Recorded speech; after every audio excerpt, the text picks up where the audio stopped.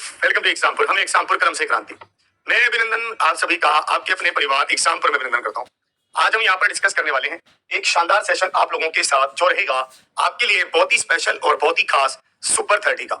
Super 30 का एक बहुत ही बेहतरीन सा सेशन डिस्कस करेंगे जिसमें आप सभी चीजों को समझेंगे, समझते हुए आप मेरे साथ चलेंगे कि मैं कहना क्या चाहता हूँ और मेरी क्या भावनाएं हैं। बिल्कुल ध्यानपूर्वक आप सभी चीजों को समझना, सीखना और मेरे साथ चलना। तो सभी साथियों को गुड मॉर्निंग, राधे राधे, राम राम। ध्यान से आप देखेंगे कि आज हम आपके लिए कौन सा पेपर लेकर आए हैं। आज एक बहुत ही शानदार सा पेपर आपके पास है। उससे पहले मैं आपको ये जानकारी दे दूं कि हम आपके लिए लेकर आ रहे हैं गुरुकुल ऑफलाइन नोएडा में गुरुकुल क्लासेस। ये क्या है? ये आपके लिए ऑफलाइन क्लासेस है जो आपकी प्योर तरीके से ऑफलाइन हो रही है।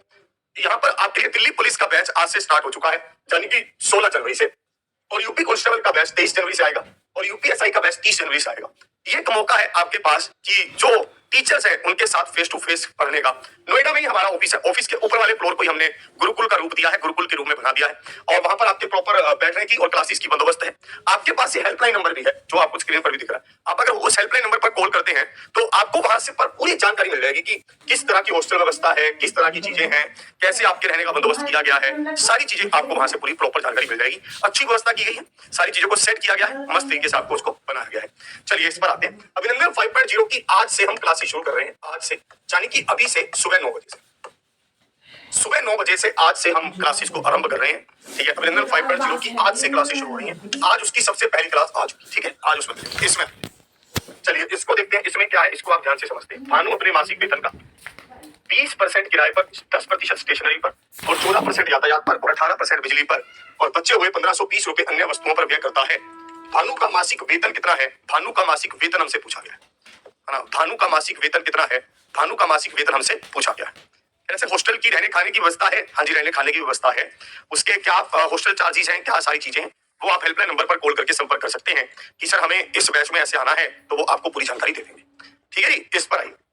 भानु अपने मासिक वेतन का 20% किराए पर, 10% स्टेशनरी पर, 14% यातायात पर और 18% बिजली पर खर्च करता है। ठीक है, अब देखो अगर ये ऐसा कर रहा है तो टोटल कितना खर्चा है? 8 और 4 12, ये कैरी 1 2 3 4 5 6, मतलब 62% का तो खर्चा है। 2 2 4 2 6।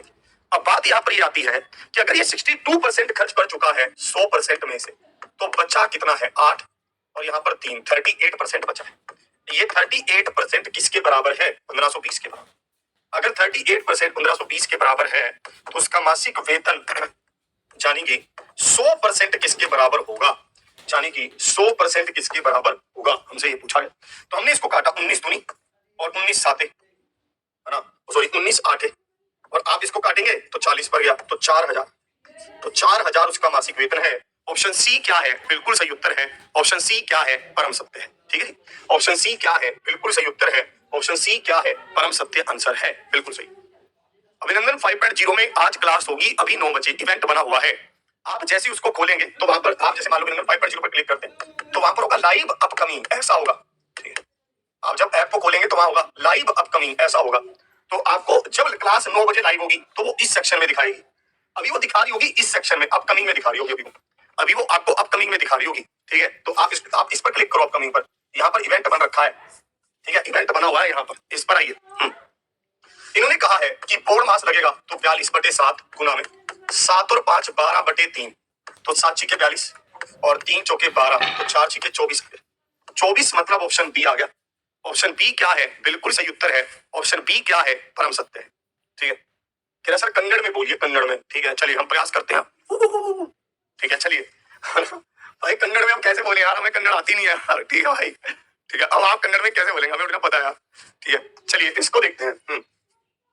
इसमें इन्होंने कहा एक आदमी अपनी साइकिल को, ठीक है, 12 किलोमीटर प्रति घंटे की चाल से 10 किलोमीटर चलाता है, फिर अगले 12 किलोमीटर 10 किलोमीटर प्रति घंटे की चाल से चलाता है। पूरी यात्रा में उसकी औसत चाल क्या है, ये हमसे पूछा गया।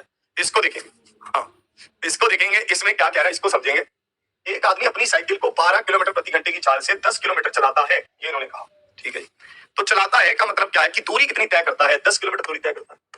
फिर यहाँ पर और किस चाल से करता है? 12 किलोमीटर प्रति घंटे की चाल से करता है, तो 10/12 हो गए, क्योंकि टाइम बताना है। Speed is equal to distance upon time, time is equal to distance upon speed. ठीक है जी, अब यहाँ पर हमें दूरी क्या दे रखी है? 12 दे रखी है, और अब चाल क्या दे रखी है? 10 दे रखी है, तो आप 10 से अब भाग करेंगे। इस प्रश्न में ये ध्यान रखना है आपको, ऐसे पजल नहीं हो जाना है कि दोनों बार चाल 10 किलोमीटर प्रति घंटा है, नहीं। एक बार चाल क्या है 12 किलोमीटर प्रति घंटा है और दूरी 10 किलोमीटर है, और दूसरी बार 12 किलोमीटर दूरी है और चाल 10 किलोमीटर प्रति घंटा है। ये ऐसे है, ठीक है, समझे कि नहीं समझे बताओ। तो अब इसको आप यहाँ पर देखना, ये कितने पर कटेगा, 5 पर, तो ये 6 पर, ये 6 पर, तो ये 5 पर, तो यहाँ पर ये 22 हुआ, भाग होगा 30 से, तो 5 5 25 प्लस में चिकम चिकम 36, ठीक है जी। तो आप यहाँ पर देखना 22 तो ऊपर रहेगा ही रहेगा, ये क्या होगा 61 इंटू 30 हो जाएगा, मतलब 660/61 हो गया जी, हो गया ना। तो आप इसको एक पर काटेंगे तो एक पर गया तो 50 आया जी, ठीक है जी। तो 10.0 यहाँ आएगा, 8 8 6 48, 10.8 किलोमीटर प्रति घंटा आ गया, ऑप्शन डी। ऑप्शन डी क्या है, बिल्कुल सही उत्तर है। एवरेज स्पीड का, औसत चाल का प्रश्न जो हमारा एसएससी जीडी का एग्जाम है, इसमें पहले दिन से पूछ रहा है, पहले दिन से। आपने ये बात नोटिस की, जिसमें हम लगाते थे 2 × S1 × S2 upon S1 + S2, समझ रहे हैं आप। ये पहले दिन से आपसे ये प्रश्न पूछ रहा है, जिसमें आपसे औसत चाल पूछता है जब दूरी बराबर हो, ऐसा ही है।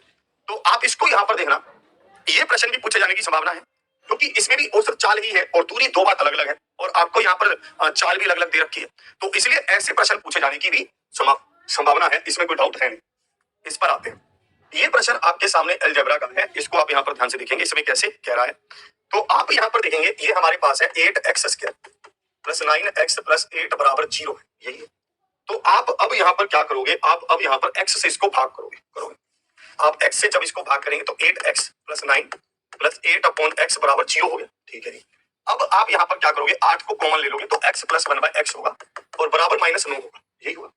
तो आप अब इस 8 को इससे भाग भी कर दोगे, यही तो प्रश्न है, क्योंकि 8 आपने कॉमन ले लिया तो आप 8 से इसको भाग भी कर दो। हमसे इसने क्यूब के बारे में पूछा है, तो आप दोनों तरफ क्यूब कर दोगे, यही करोगे। और बताओ, और तो कुछ कर नहीं सकते, यही करोगे, ठीक है। तो आपने जैसे यहाँ पर क्यूब किया तो 729 है ना, और 512, और यहाँ पर -3ab × a + में b, ये तो माइनस हो गई, और यहाँ पर -9/8 और होगा, ठीक है ना भाई, यही होगा ना भाई, बताओ -9/8 ही होगा ना, ठीक है। अब देखो -729 प्लस में, क्योंकि माइनस माइनस प्लस होता है, 9 × 27/8/512, तो 512 तो यहाँ पर आया, -729 आया, प्लस 64 × 27 भी आया, तो 7 × 28 2 × 7 = 42 और 2 44, 4 दूनी 8, 6 दूनी 12, 8 और 4 और 8 12 और 7 और 1 1728 हो गए, 1728 हुआ। तो आपने 1728 में से 729 को माइनस किया, तो आपके पास बचा 9, यहाँ पर 11, 11 में से 2 गया 9, और इसी तरह से 16 में से 7 गया, 7 और 9, 999 हो गया, 999/512 हो गया, 999/512, मतलब ऑप्शन बी हो गया। ऑप्शन बी क्या है, बिल्कुल सही उत्तर है ना, डी नहीं यार, मेरा तो बी आ रहा है, फंडामेंटल 9 थोड़ी हुआ, कैसी बात है। फिर से मेरी बात को ध्यान से सुनिए, इस प्रश्न को देखने में थोड़ा ऐसा लग रहा है कि तो गड़बड़ घोटाला है, पर ऐसा कुछ भी नहीं है। अभी इसका शॉर्ट भी आपको बताऊंगा, फिर से पहले शॉर्ट वैसे इसमें कुछ ज्यादा बनेगा नहीं, पर हम देख लेंगे, कोई बात नहीं। सिंपल आपको ये देखना है कि ये क्या है, माइनस है, माइनस का क्यूब करने पर माइनस ही आएगा, तो 729/512 वो भी माइनस का, -3ab × a + b, तो -9/8 ये हो गया, माइनस और माइनस प्लस हुआ, तो आपके पास ही आ गया, आया ये। नीचे क्या है, 512 है, यहाँ पर क्या है, -729 है, प्लस क्या है, 1728 है। आपने पूरे को सोल्व किया, 999/512 आया, 999/512 बिल्कुल सही उत्तर है, ठीक है भाई, बताओ, क्लियर भाई। चलिए इस पर आते हैं, आगे बढ़ते हैं, इसको देखो। एक त्रिभुज का क्षेत्रफल 96 सेंटीमीटर स्क्वायर है, इसको देखेंगे। हाँ, कह रहे सर आज मेरा जीडी का एग्जाम है, मुझे आशीर्वाद दीजिए, आपका एग्जाम बहुत अच्छा हो, हम ये चाहते हैं। बस आपने अगर जितनी, मैं वैसे एक बात मैं जानता हूँ, आपने जितनी ज्यादा मेहनत की होगी रिजल्ट उतना शानदार होगा, ठीक है। ये तो मेहनत का गेम है, सिंपल आराम का गेम है। आपने मेहनत की, गेम घूमेगा, आपने मेहनत नहीं की, आप ऐसे ही जा रहे हैं, कोई फायदा नहीं होगा उसका। इस पर आते, देखिए एक त्रिभुज का क्षेत्रफल क्या है, 96 सेंटीमीटर स्क्वायर है, ठीक है जी। इसने कहा इसकी एक भुजा की लंबाई क्या है, 24 सेंटीमीटर है, ठीक है जी। त्रिभुज की इस भुजा के शीर्ष से खींचेगा एक लंब की लंबाई ज्ञात करें। एरिया होता क्या है, half into base into height ही तो होता है। एरिया जो होता है वो क्या होता है, half into base into height होता है। तो आप यहाँ देखेंगे, यहाँ 12 होगा और 12 8 96, तो हाइट क्या हो गई, 8 हो गई। हाइट 8 हुई तो ऑप्शन ए हो गया। ऑप्शन ए हुआ तो ऑप्शन ए मतलब 8 सेंटीमीटर हो गया। तो 8 सेंटीमीटर क्या है, बिल्कुल सही उत्तर है, 8 सेंटीमीटर इज द आंसर। आज से अभिनंदन 5.0 की क्लासेस एग्जामपुर ऑफिशियल ऐप पर शुरू हो रही है। आज सुबह 9 बजे, मतलब यानी कि अभी बस आधे घंटे में हम इसकी पहली क्लास को एंजॉय करेंगे। आप भी ज्वाइन कर सकते हैं अभिनंदन 5.0, आप भी इसको ज्वाइन कर सकते हैं एग्जामपुर ऑफिशियल ऐप से ही।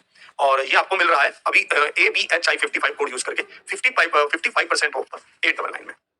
हाँ, यदि दो बेलनों की त्रिज्याएं 2:3 के अनुपात में है, ठीक है, और इनकी ऊंचाई 5:3 के अनुपात में है, तो उनके आयतन का अनुपात क्या है, उनके आयतन का अनुपात हमें बताना है, जल्दी से बताएं। कह रहे इंस्टॉलमेंट वाले प्रश्न करवा दीजिए, करवा देंगे, पर मैं इंस्टॉलमेंट वाले प्रश्न रात को भी बहुत करवा चुका हूँ, बहुत। ठीक है, कल वाले सेशन में भी हमने रात को इंस्टॉलमेंट वाला एक प्रश्न रखा था, ठीक है, ताकि आप उसको समझ सके। इसको देखते हैं। बेलन वाला प्रश्न भी आपके एग्जाम में आ रहा है। हमें पता है कि एक बेलन का वॉल्यूम क्या होता है, पाई आर स्क्वायर एच होता है। पाई रेडियस यहाँ पर क्या है, 2 है तो 2 का स्क्वायर। एच यहाँ पर क्या है, 5 है तो 5 रखा पाई। रेडियस यहाँ पर क्या है, 3 है तो 3 का स्क्वायर। और एच यहाँ पर क्या है, 3 है तो 3 रखा। ठीक है जी। फिर हमने यहाँ पर लिखा पाई से पाई कटेगा, 2 दूनी 4, 4 5 20, 3 3 9 9 3 27, तो 20 अनुपात 20:27 आ गया, मतलब ऑप्शन ए आ गया। ऑप्शन ए क्या है, बिल्कुल सही उत्तर है। ऑप्शन ए क्या है, परम सत्य है। तो इसको आप ध्यान रखना, बहुत आसान भी है। और मैं आपको ये बात कहना चाहता हूँ कि एसएससी सीएचएसएल और एसएससी एमटीएस आगे आने वाले एग्जाम से अगर हम देखें तो कल 17 तारीख और 17 तारीख से ही कल हमारे पास जो ये आने वाला एसएससी एमटीएस का आगे सिस्टम घूमने वाला है। किसी वस्तु का अंकित मूल्य 2900 रुपए पर 37% की छूट प्रदान की गई है। वस्तु का विक्रय मूल्य ज्ञात कीजिए कि वस्तु का विक्रय मूल्य क्या है, हमसे ये पूछा गया। देखिए वस्तु का अंकित मूल्य क्या है, 2900 है और आपने 37% की छूट दी है, तो आपने इसको 63% पर बेचा है, यही तो आपने किया। तो आपसे यही पूछा गया है कि इसका विक्रय मूल्य क्या है। तो 9 × 27 2 इकाई अंक 7 कहां पर है, यहीं पर है, ऑप्शन सी है, क्योंकि इकाई अंक 7 यहीं पर है और कहीं है ही नहीं, तो ऑप्शन सी क्या है, बिल्कुल सही उत्तर। बताइए, चलिए इस पर आते हैं। इन्होंने कहा डी के किस कोण के लिए ट्रायंगल एबीसी, ट्रायंगल डीईएफ एक सर्वांग सम है, कॉन्ग्रुएंट सर्वांग सम है। दिया गया है कि एसी, जैसे आपने बना लिया ए बी सी, इन्होंने कहा एसी का मान 2.5 है, एसी का मान 2.5 है, बीसी का मान 5 है और ये एंगल है 75 डिग्री का। ठीक है, फिर इन्होंने इसी तरह से एक ट्रायंगल और बनाया, ये है डीईएफ, इस तरह से। तो इन्होंने कहा डीई का मान है 2.5 और डीएफ का मान है 5। ये एंगल हमसे पूछा, ये एंगल क्या है, ये एंगल हमसे पूछा। बहुत ध्यान से आप इसमें समझना ये गेम क्या है। एक्चुअली सर्वांग सम जो होता है वो क्या होता है, उसमें सभी भुजाएं और सभी कोण आपस में बराबर होते हैं। ठीक है, सभी भुजाएं और सभी कोण आपस में बराबर होते हैं और दो बराबर भुजाओं के बीच में बना हुआ कोण भी बराबर ही होता है। हमें पता है कि 2.5 और 5 के बीच में 75 डिग्री का कोण बना है। इसी तरह से ये भी 5 और 2.5 के बीच में ये कोण बना है, तो ये कोण क्या होगा, 75 डिग्री का। 75 डिग्री मतलब ऑप्शन बी होगा। तो ऑप्शन बी क्या है, बिल्कुल सही उत्तर है। ऑप्शन बी क्या है, परम सत्य आंसर है। चलिए इस पर सर जीडी में बेईमान दुकानदार पर प्रश्न भी पूछ रहा है, उसकी भी ऑल टाइप करवा दीजिए। ठीक है, बता देंगे। परंतु जो बेईमान दुकानदार के प्रश्न थे उसने पहली कुछ शिफ्टों में उसने जरूर पूछे, 1-2 शिफ्टों में, फिर उसके बाद वो चुप कर गया, फिर उसने उस पर पूछना बंद कर दिया। पता नहीं उसका क्या कारण है, मुझे समझ नहीं आया। पर आप समझ लीजिए, ज्यादा कुछ बड़ा उसमें कंसेप्ट है नहीं, सिंपल सा कंसेप्ट है। मान लेते हैं कि कोई दुकानदार किसी चीज में आपको कह रहा है कि मैं 1000 ग्राम दे रहा हूँ, पर वो आपको 800 ग्राम दे रहा है। इसका मतलब वो 200 ग्राम का बेनिफिट उठा रहा है। बात यहाँ पर ये नहीं है कि वो 200 ग्राम का बेनिफिट उठा रहा है, ये तो हर कोई समझ आएगा जब उसकी स्टेटमेंट ही ऐसी आएगी कि एक व्यक्ति 1000 ग्राम के सामान के 1000 ग्राम सामान की जगह पर 800 ग्राम सामान देता है, तो हर कोई समझ आएगा कि 200 ग्राम सामान कम दे रहा है, तो ये उसी का बेनिफिट कमा रहा है। परंतु बात यहाँ पर ये होती है कि 200 ग्राम कम तो दे रहा है, ये तो ठीक है, परंतु वो लाभ इसको कितने पर हो रहा है। फिर हमें गो टू द बेसिक्स पर वापस जाना पड़ेगा कि भाई लाभ हमेशा क्रय मूल्य पर होता है। तो 200 ग्राम का लाभ इसने उठाया है कितने पर, 800 ग्राम के सामान पर, क्योंकि दिया तो इसने 800 ग्राम सामान ही है ना। तो इसलिए वहां पर आप जब परसेंटेज में उसको बदलेंगे तो 200 गुना 100/800 हो जाता है और इस पैटर्न पर आपको उत्तर 800 से आपको निकालना होता है। इन्होंने कहा यदि विक्रय मूल्य 2 गुना कर दिया जाए तो लाभ 3 गुना हो जाता है। लाभ प्रतिशत क्या है, आपको लाभ प्रतिशत बताना है, आपको प्रॉफिट परसेंटेज बताना है। तो आप इस प्रश्न को कैसे करेंगे, आप ध्यान से समझ लीजिए। जैसे मान लीजिए विक्रय मूल्य पहले 100 था, तो अब आपने 200 कर दिया, यही है। मान लेते हैं पहले विक्रय मूल्य 100 था, अब 200 कर दिया। अब मुझे एक बात बताओ, पहले लाभ कितना था, 100 - x, अब लाभ कितना है, 200 - x। इसने कहा है विक्रय मूल्य 2 गुना करने पर लाभ 3 गुना हो जाता है, तो लाभ को 3 गुना कर दो, बस ये दोनों बराबर, ये तो होगा। ठीक है, फिर से आप इसको समझ लीजिए कि मैं कैसे कह रहा हूं, फिर से आप इसको एक बार ध्यान से देख लीजिए। हमें यहाँ पर पता है कि विक्रय मूल्य पहले 100 था, तो अब 200 कर दिया। ये क्या है, प्रॉफिट है, ये क्या है, ये भी प्रॉफिट है। परंतु ये कहना चाहता है कि जो पुराना प्रॉफिट है उसका 3 गुना आज के प्रॉफिट के बराबर है, क्योंकि विक्रय मूल्य 2 गुना कर दिया ना।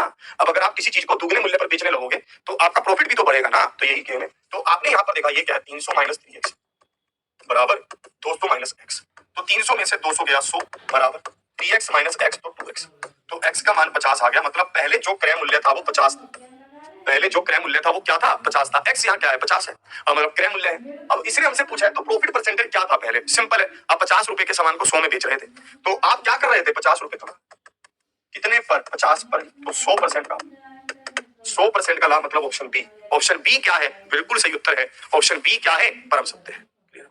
समझेंगे नहीं समझे, बहुत आसान था, कोई दिक्कत किसी तरह की। ठीक है, इस पर इन्होंने कहा है कि x - 1/x क्या है, 11 है, और हमसे पूछा है x की पावर 4 प्लस xy प्लस में 1/x की पावर 4 क्या है, इसका उत्तर हमसे पूछा है। तो आप यहाँ पर देखेंगे x - 1/x क्या है, 11 है, और आपसे पूछा x की पावर 4 प्लस में 1/x की पावर 4 क्या है, हमसे ये पूछा है। तो आप इसको कैसे सेट करेंगे, इसको हम यहाँ पर ध्यान से सेट करते हैं। ठीक है, बहुत आसान है, कोई बड़ी बात है नहीं। मुझे एक बात बताओ, हमें एक्स स्क्वायर प्लस में 1/x² क्या होगा, 121 प्लस 2 होगा। ये समझते हो? जब बताऊं आप कहेंगे मैं नहीं बताइए क्या, अरे कोई बात नहीं, कोई बात नहीं है। अगर आप नहीं समझते तो आज आप समझ लीजिए, थोड़ा सा ये शॉर्ट में बता देंगे। ठीक है, अगर हमने दोनों तरफ स्क्वायर किया तो ये क्या होगा, x² प्लस में 1/x² माइनस 2 बराबर 121 होगा। तो x² प्लस में 1/x² बराबर 123 होगा। दो उधर जाकर जुड़ जाएगा, दो उधर जाकर जुड़ जाएगा ना, तो 123 होगा, है ना। इसलिए मैंने इसमें पहले लिख दिया। देखो जब कभी भी यहाँ पर माइनस है ना, आप अगर स्क्वायर करेंगे तो यहाँ तो प्लस होगा, पर जो भी यहाँ पर माइनस का निशान होगा उधर जाकर प्लस में बदल जाएगा। समझ रहे हो, यही गेम मैंने इसमें किया कि भाई x² प्लस में 1/x² है 121 प्लस 2 मतलब 123, मतलब कितना 123। अब आपको पर पूछा है x की पावर 4 प्लस 1/x की पावर 4, तो ये क्या है 123 का वर्ग माइनस 2, ये क्या है 123 का वर्ग माइनस 2 है। मैंने एक चीज यहाँ पर और आपको कही, आप कहेंगे अब माइनस क्यों, पहले प्लस क्यों, क्योंकि तब हम माइनस वाले का स्क्वायर कर रहे थे इसलिए वो उधर जाकर प्लस हो रहा था। अब माइनस इसलिए क्योंकि अब आप प्लस वाले का स्क्वायर करेंगे तो उधर जाकर माइनस होगा। अंडरस्टूड। अब एक बात और, आप 3 का स्क्वायर करेंगे तो इकाई अंक 9 होगा, 9 में से 2 गया तो 7 आएगा, यही तो होगा, 9 में से 2 गया तो 7 आएगा, 7 आएगा तो ऑप्शन डी होगा। तो ऑप्शन डी क्या है, बिल्कुल सही उत्तर है ऑप्शन डी क्या है, परम सत्य है। ठीक है, इस तरह से चलिए आगे आते हैं, इस पर देखते हैं। एक परिवार अपनी मासिक आय का 8% दान पर खर्च करता है। ठीक है, एक विशेष महीने में परिवार ने दान पर 1200 रुपए खर्च किए। ठीक है, उस महीने में परिवार की आय कितनी है, परिवार की आय हमें बतानी है, इसका उत्तर हमें करना है कि परिवार की आय कितनी है, ये हमें बताना है। तो इसको आप यहाँ पर ध्यान से समझेंगे, इसमें कैसे। एक परिवार अपनी मासिक आय का 8% दान पर खर्च करता है। ठीक है, एक विशेष महीने में परिवार ने दान पर 1200 रुपए खर्च किए। ठीक है, हमें कहा उस महीने में परिवार की आय कितनी है, हमें आय बतानी है, ये बताना है।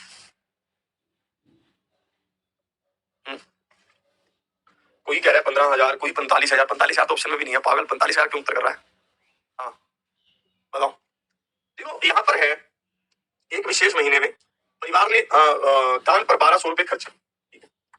सिंपल है बहुत ही कि 8% किसके बराबर है, 1200 रुपए, तो 100% किसके बराबर, 1200 बटे 8 गुना में 100, 4 दूनी 8, 4 दिया 12, और आप इसको काटेंगे तो 150 पर कटेगा, 150 पर कटा तो 15,000, 15,000 मतलब ऑप्शन सी आ गया। ऑप्शन सी क्या है, बिल्कुल सही उत्तर है, ऑप्शन सी क्या है, परम सत्य है। बताओ इस पर। एक पुरुष किसी काम को 20 दिन में पूरा कर सकता है, एक महिला उसी काम को 10 दिन में पूरा कर सकती है। यदि वे उस पर 5 दिन तक एक साथ काम करते हैं तो महिला को शेष कार्य को पूरा करने में कितने दिन लगेंगे, ये आपसे पूछा गया। तो महिला को शेष कार्य को पूरा करने में कितने दिन लगेंगे, ये हमसे पूछा गया। भाई कह रहे सर प्लीज मैथ की क्लास का एक बार प्रचार कर दीजिए जैसे आपने कल किया था। भाई मैं क्यों करूं भाई, ऐसे थोड़ी ना होता है, डॉक्टर हर बार मुझे दवाई बताए। एक पुरुष किसी काम को 20 दिन में पूरा कर सकता है और एक महिला उसी काम को 10 दिन में पूरा कर सकती है। ठीक है, पुरुष 20 दिन में, महिला 10 दिन में। यदि वे उस पर 5 दिन तक एक साथ कार्य करते हैं, यदि वे उस पर 5 दिन तक एक साथ कार्य करते हैं तो महिला को शेष कार्य को पूरा करने में कितना समय लगेगा, ये हमसे पूछा गया। देखिए बहुत आराम से आपको देखना है कि एक कौन है, पुरुष है और एक कौन है, महिला है। पुरुष इसको 20 दिन में कर सकता है, ठीक है, महिला 10 दिन में कर सकती है। ठीक है, यहाँ बीच यहाँ पर एक होगा, यहाँ दो। इन्होंने कहा यदि वे उस पर 5 दिन तक एक साथ कार्य करते हैं, 5 दिन तक, ठीक है, तो हमने यहाँ पर एक दिन में कितना कार्य करते हैं 3, तो 5 दिन में कितना कार्य करेंगे 15, टोटल कार्य था कितना 20, तो काम बचा कितना 5। अब इस 5 काम को कौन करेगा, एक महिला करेगी, तो महिला को शेष कार्य को पूरा करने में कितना समय लगेगा, 5/2 दिन, 5/2 दिन मतलब 2 सही 1/2, मतलब ऑप्शन डी। ऑप्शन डी क्या है, बिल्कुल सही उत्तर है। ऑप्शन डी क्या है, परम सत्य है, ऑप्शन डी इज द। बताओ क्लियर है कि नहीं, साफ है, सिंपल। चलो और रोशनी ने बिंदु ए से बिंदु बी तक जाते समय 66 किलोमीटर की चाल से यात्रा की और उसी मार्ग पर 92.4 किलोमीटर प्रति घंटे की चाल से वापस आई। दो तरफा यात्रा के दौरान रोशनी की कुल औसत चाल क्या थी, कुल औसत चाल हमसे पूछी गई कि कुल औसत चाल क्या है। इस प्रश्न का उत्तर आपको बताना। देखिए ये दो तरफा वाले जो प्रश्न है ना, ठीक है, ये एग्जामिनर बहुत पूछ रहा है, कोई गया कोई आया, मतलब मुझे लगता है कि कोई आशिक है इनमें। ठीक है भाई, बहुत अजीब है ये, ठीक है, पूछ रहा है पर ठीक है। फिर सर टाइम एंड वर्क के कुछ टिपिकल क्वेश्चन भी पूछ रहा है, कुछ हार्ड प्रश्न भी ला दीजिए, ठीक है ला देंगे। हाँ तो आप इसको यहाँ पर ध्यान से देखेंगे, हमें पता है जब कभी भी दूरी दोनों तरफ बराबर हो, हमें ये पता है, तब एवरेज स्पीड क्या है, तब औसत चाल क्या है, बिल्कुल आसान है। तब औसत चाल है 2 × S1 × S2 upon S1 + S2, 2 गुना में S1, S1 क्या है 66 और S2 क्या है 92.4, और आप यहाँ पर देखेंगे नीचे क्या है, S1 प्लस S2 है तो 66 और 92.4 है तो 48 और 15 मतलब आप इसको काफी, अब देखो कितने पर जाओ। अब अगर हम इसको देखें तो कितने पर जाएगा। वैसे तो 3 पर भी कट रहा है, अगर 11 पर कट जाए तो ज्यादा, 11 पर भी कट रहा है 6 और लाल पेन से काटता हूं ताकि क्लियर दिखे, 1 और पीछे 48 तो 4 और 4। फिर इसको यहां पर देखें तो 6 दूनी 12 और 12 144, ये भी है। देखिए अगर 12 से कट रहा है, 12 7 84 और 12 7 84 77 मतलब ऑप्शन बी आ गया। तो ऑप्शन बी क्या है, बिल्कुल सही उत्तर है 77 मतलब ऑप्शन बी आ गया। ऑप्शन बी क्या है, बिल्कुल सही। एक बच्चा कह रहा है कि 11 का मल्टीपल देख लेंगे, भाई ऐसे कैसे तो ये पता चलेगा कि 11 का मल्टीपल, अच्छी बात नहीं है यार। 11 तो यहाँ से कटेगा ना एक बार को, कह रहा 11 का मल्टीपल देख लेंगे, ऐसे नहीं होता। हर जगह नहीं वो लगता कि 11 का मल्टीपल देख लेंगे, तो ऐसा होता है, कौन सिखाता है ये सब है? भाई 11 का मल्टीपल देखने के लिए सिर्फ एक ही जगह है, वो क्या है, आपका एडवांस मैथ, वो भी जहां पर पाई का यूज हो, है ना, यहाँ पर क्या हो, पाई का यूज हो, वो वाला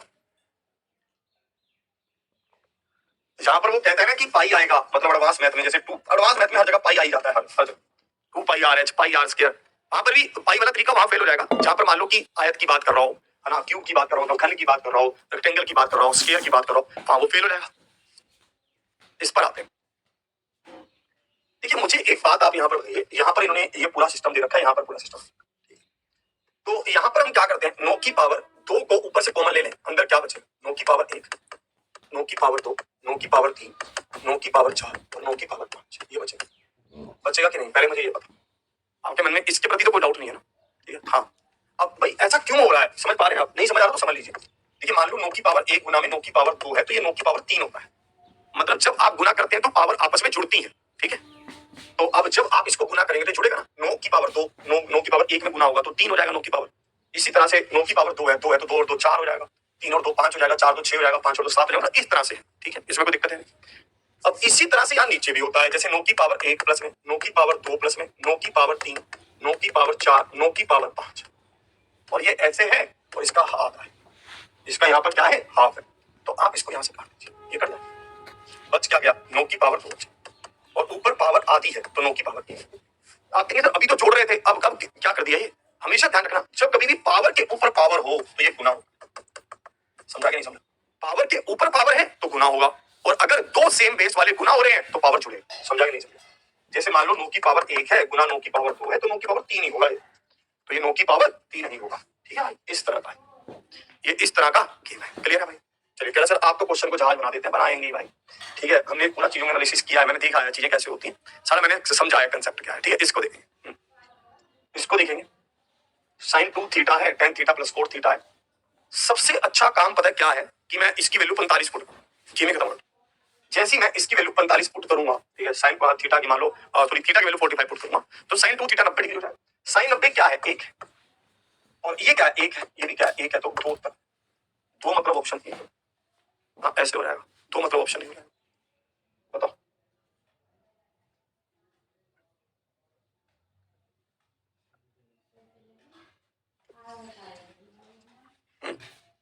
चलो इस पर आते हैं, एक जलयान नदी की धारा की दिशा में 4 घंटे में 32 किलोमीटर और धारा की विपरीत दिशा में 5 घंटे में 10 किलोमीटर की दूरी तय करता है। जलयान और नदी की धारा के बीच की चाल ज्ञात कीजिए, जलयान और नदी की धारा की चाल ज्ञात कीजिए कि जलयान और नदी की धारा की चाल क्या है, ये हमसे पूछा। चलिए इसको देखेंगे भाई, वो रात वाला प्रचार रात को ही करेंगे भाई, इसको देखें।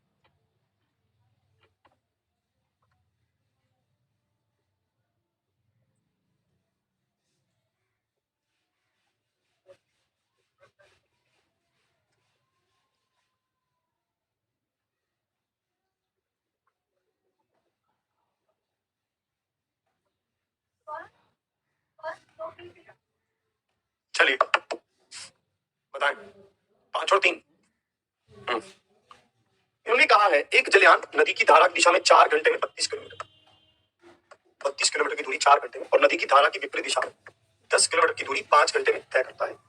तो आपको उस मतलब बोट की या वाटरक्राफ्ट की और जो रिवर है उसकी चाल हमें बतानी है, ये हमसे पूछा गया।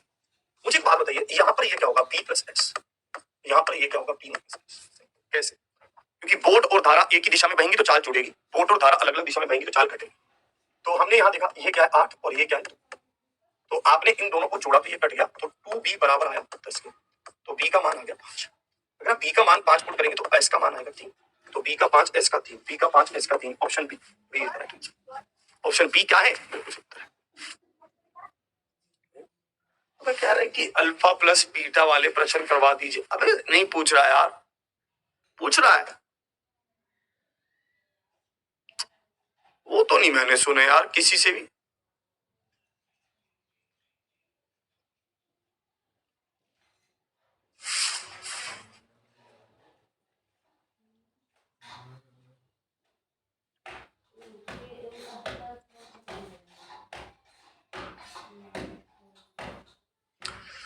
चलो वो देख लो, कोई बात नहीं। जैसे देख लो यहाँ पर होता है ax स्क्वायर प्लस में bx प्लस में c बराबर 0।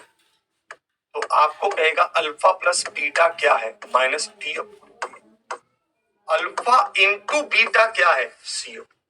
ये दो चीजें, ठीक है। इसको आप अगर सीखना चाहते हो तो सीख लो, कोई खास बात। अल्फा प्लस बीटा क्या है? Minus D upon D. और अल्फा इंटू बीटा क्या है? सी अपॉन डी। ये कंसेप्ट होता है, ठीक। इसको ध्यान। चलो इसमें कौन सा कुछ है, आ गया तो फिर कर देना अच्छे से। इन्होंने कहा कि कुछ कंचे ए और बी के बीच 4:5 के अनुपात में बांटे जाते हैं। ए को बी से 10 कंचे अधिक मिलते हैं, ए को बी से। तो नहीं, यहाँ पर यह होना चाहिए कि बी को ए से 10 कंचे अधिक मिलते हैं ना, क्योंकि बी को यहाँ मिल रहे। तो अंतर क्या है? 1 है। ए किसके बराबर है? 10। तो ए को कितने मिलते हैं? मतलब 4 मिलते हैं, तो 40 है।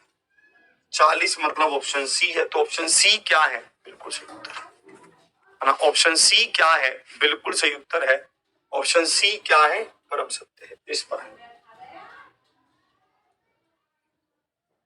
मतलब देखो यार, जीडी हो, आरपीएफएसआई हो, इसी सीएचएसआर हो, चीजें वही हैं सब। रियल में मैं आपको कह रहा हूँ। अब ये प्रश्न बताओ, क्या आपके एग्जाम में आया? नहीं आया है? ये इस प्रॉब्लम का क्वेश्चन आया है एग्जाम में, आपके बारे में आया है? आया है भाई, ठीक है। अब आपको लोग अबे कुछ नहीं है भाई, अलग थोड़ी ना मैथ बना देगा।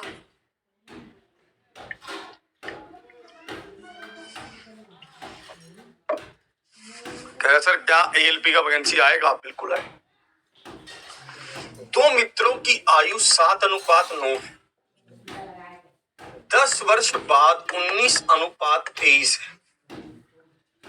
अब से 7 वर्ष बाद उनकी आयु कितनी होगी? अब से 7 वर्ष बाद। सबसे पहली बात ये क्या है? आज की उम्र है 7:9। 10 वर्ष बाद क्या है? 19:23 है। ध्यान से देखिए, सबसे पहली बात आपको इनका अनुपात का अंतर देखना। 19 और 7 का अंतर क्या है? 12। और इसी तरह से आप देखेंगे 23 और 9 का अंतर देखेंगे, तो 23 और 9 का अंतर भी आपके पास मतलब मैच नहीं। ठीक है, अब आप तो मुझे एक बात बताओ, फिर अंतर मैच कैसे करवाओगे? नीचे वाले अंतर से ऊपर गुना, ऊपर वाले से नीचे। तो 23 और 19 का फर्क हमारे पास क्या हुआ? 4, तो 4। तो ये हो गया 7 चौके 28 और 9 चौके 36। और ये क्या हुआ? 38 और ये क्या हुआ? 46। अब अंतर बराबर है 10। ठीक है, बराबर कैसे? 28 और 38 में अंतर 10 का, 36 और 46 में अंतर 10 का। तो अब अंतर बराबर है। तो ये 10 किसके बराबर है? 10 तो आप देखेंगे भाई 28 के 36 के मतलब आज की उम्र क्या है? 28 और 36। अब इसने कहा अब से 7 वर्ष बाद, अब से 7, इसमें भी 7 जोड़ो, इसमें भी 7, तो 6 6 12 और 1 13, 1 कैरी तो 43, 7 7 14 और 1 15 तो 35। इनका औसत पूछा तो औसत क्या होगा? 8 और 7 भाग कर देंगे 2 से, 39 होगा। 39 मतलब ऑप्शन डी। डी क्या है? 39 मतलब ऑप्शन डी। तो ऑप्शन डी क्या है? बिल्कुल सही उत्तर है। क्लियर है? बताओ, स्पष्ट है इस पर?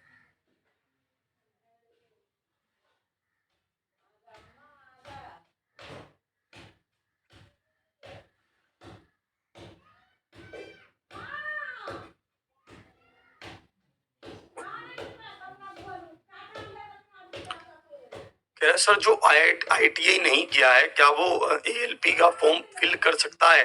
कर सकता है। उसके लिए उनकी कुछ कंडीशनें हैं, वो मैंने आपको बताई भी थी कि ये वाला बच्चा भी अगर जिसने IITI नहीं किया फॉर्म भर सकता है, इन जॉब के लिए भर सकता है, उसमें कुछ पर्टिकुलरली जॉब है।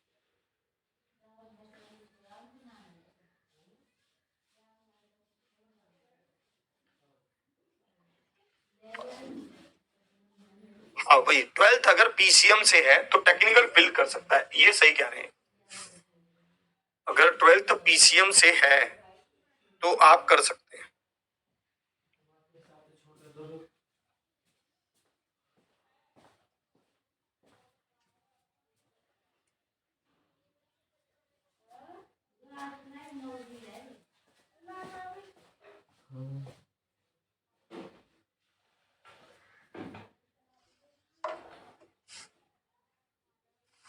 एक मोबाइल का अंकित मूल्य 35,600 रुपए था, ठीक है। दुकान मालिक ने अंकित मूल्य पर 10% व्यापारिक छूट का प्रस्ताव दिया, परंतु ग्राहक के और अनुरोध करने पर उसने नगद छूट देकर 30,000 रुपए में मोबाइल फोन बेच दिया। व्यापारिक छूट के बाद दी गई नगद छूट प्रतिशत में कितनी है आपको ये बतानी है, इसका हमें देखना है। मुझे एक बात पता है कि भाई ये कितना है, 35,600 है। दुकान मालिक ने अंकित मूल्य पर 10% व्यापारिक छूट का प्रस्ताव दिया, जो उसने किया। अब उसने क्या किया, उसने 10% अगर छूट दी तो भाई 3560 रुपए मूल्य कम हो जाएगा ना, 0 4 0 2 3 मूल्य ये रह जाएगा भाई। 10% का छूट का मतलब क्या है, 35,000 रुपए पर 35,600 पर 3560 रुपए कम कर देगा, यही तो है। उसने कम कर दिया, परंतु उसने ग्राहक ने अरे नहीं नहीं भैया हमारे पास इतना पैसा नहीं है, प्लीज प्लीज भैया ये है वो, हम भी ऐसे ही करते। तो दुकानदार कहता चल ठीक है यार, तू अपना भाई है तो तुझे मैं ये फोन 30,000 में दे देता हूँ। इसका मतलब क्या है, छूट और दी गई है। कितनी छूट और दी गई है, यहाँ पर आप देखेंगे 2040 रुपए की छूट और दी। ये 2040 रुपए की छूट कितने पर है, अब 32,040 पर ही तो है भाई। 2040 रुपए की छूट 32,040 रुपए पर ही तो होगी, सिंपल है। तो हमें यहाँ पर पता है कि 32,040 पर है, तो 4 पर काट लें, 4 5 20, 4 1 4, 8 चौके 32, 0 पे। चलो जी, और अगर हम देखें तो इसको, और ये कैसे कट रहा है, और कुछ कटने का दिख भी नहीं रहा है सीन। तो हमें पता है कि ये क्या होगा, 5100 बटे 801। तो हम अगर इसको काटें तो 5 पर 6 पर 6 पर काट सकते, 6 0 8 चुके। तो 6 वाला एक ही है हमारे पास, क्या है 6.37। 6.37 मतलब ऑप्शन बी है। तो ऑप्शन बी क्या है, बिल्कुल सही उत्तर है। बताओ, हम तो करते ही है ना यार कोशिश कि भाई यार प्लीज यार हमारे पास इतना ही पैसा है, हम नहीं दे पाएंगे ये, है ना। तो बस वो कहता है ठीक है यार, ठीक है भाई चलो, थोड़ा बहुत वो भी एडजस्ट कर लेता है। वो कहता है यार ग्राहक को क्यों ही जाने दें, ग्राहक अच्छा है हमारा, बार बार आता है ग्राहक। चलिए, तो आपको मुझे ये बताना था कि ये जो हमारा अभिनंदन 5.0 है, आज से उसकी हम क्लासेस शुरू कर रहे हैं।